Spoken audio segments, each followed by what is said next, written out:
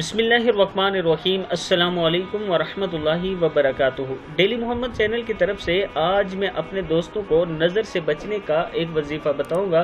अगर किसी को नज़र लग जाए और वो सख्त बीमार हो जाए तो उसके लिए ये अमल है। पहला अमल ये है कि आखिरी तीन बार पढ़कर उस पर सुबह शाम दम करते रहें। इंशाअल्लाह वो बेहतर हो जाएगा।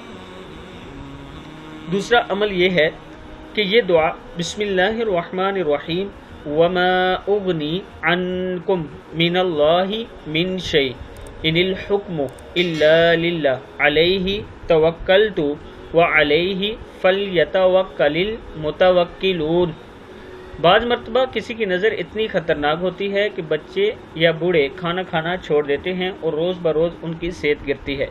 इस आयत को आपने 3 बार पढ़कर उस पर दम करना है। इंशाअल्लाह इसका असर आप देखेंगे।